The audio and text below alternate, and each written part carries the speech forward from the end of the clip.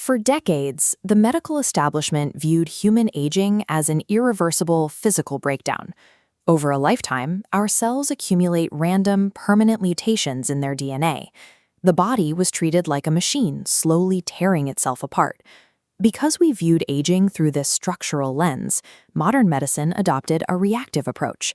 We treat heart failure, Alzheimer's, and cancer as entirely separate, isolated conditions that simply happen to strike late in life.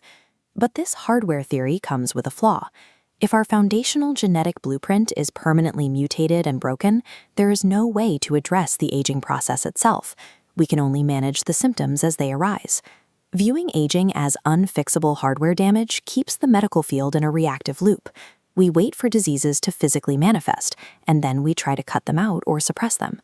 Researchers at Harvard Medical School, led by Dr. David Sinclair, have proposed a different mechanism. The information theory of aging asks a specific question. What if our physical DNA is mostly fine, and the issue is actually a corrupted software problem?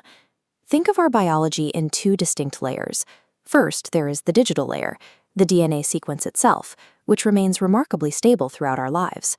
Then there is the analog layer, the epigenome. This is a dynamic system of chemical tags and proteins that instruct the cell on how to read the digital DNA code. When we are young, this analog software runs perfectly.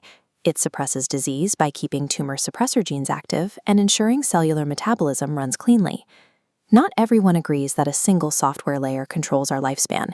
Many researchers point to metabolic failure, like the buildup of toxic proteins, or declining blood flow to the brain as the primary culprits.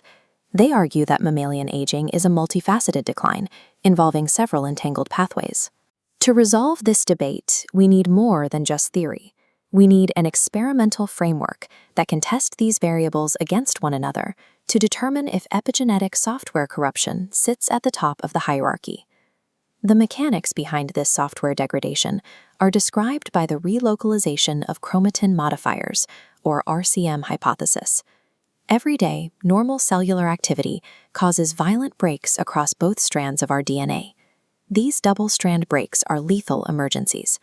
To survive, cellular caretakers, specifically proteins called sirtuins, abandon their normal posts regulating the epigenome and rush to the damage site to coordinate repairs. Once the DNA is stitched back together, those caretakers are supposed to return to their original locations. But the process isn't perfect. A tiny fraction of these proteins get lost or permanently trapped at the repair site, leaving behind localized epigenetic scars. Over decades, millions of these micro-emergencies force a constant reshuffling of our cellular proteins. The epigenome accumulates noise, the instructions become garbled, and the cell forgets its specialized identity. The very mechanism that patches our DNA to keep us alive when we are young is the same one that slowly scrambles our software as we age. Testing this hypothesis is difficult because aging is messy. How do you measure the damage caused by the repair process itself without the interfering noise of actual permanent genetic mutations? Scientists engineered the inducible changes to the epigenome, or ICE, mouse model. By using a specific enzyme, researchers can trigger targeted DNA breaks across the mouse's genome that heal flawlessly, resulting in 0 mutations to the genetic hardware. The results are striking. Even without permanent genetic damage, forcing the caretakers to repeatedly scramble to repair sites causes the mice to experience rapid physical decline and frailty. Software degradation alone is enough to drive the hallmarks of aging. This diagram shows the grand unified experimental design. In this framework, researchers isolate and trade out variables across different theories.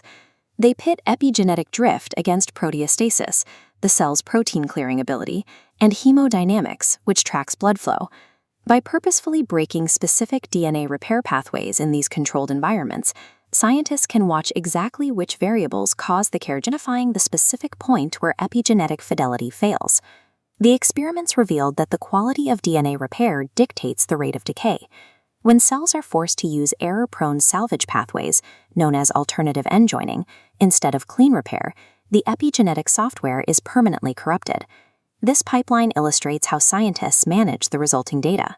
A matrix of this magnitude generates petabytes of information, requiring deep learning autoencoders to sift through raw genomic sequencing to find new therapeutic targets.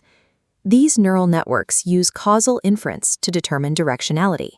They calculate whether clearing toxic proteins from the cell fixes the software, or whether fixing the software is what enables the cell to clear the toxic proteins. By stripping away the downstream biological noise, this framework allows the data to rank epigenetic drift as the apex driver of mammalian aging. This information-based view of aging offers an advantage over the hardware model. While deleted digital hardware is difficult to restore, analog epigenetic information is plastic.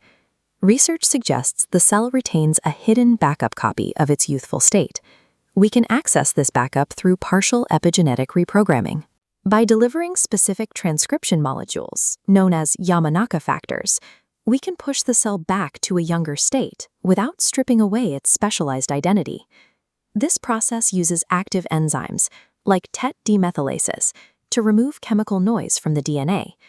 These enzymes strip away the accumulated scars on the epigenome, allowing the cell's youthful instructions to be cleanly reset.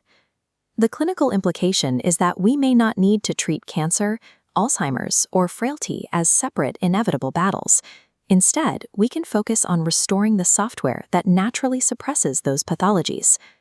By mapping the exact mechanics of DNA repair, science is moving toward a future where aging is no longer an unavoidable decline. It becomes a process that can be systematically understood, mapped, and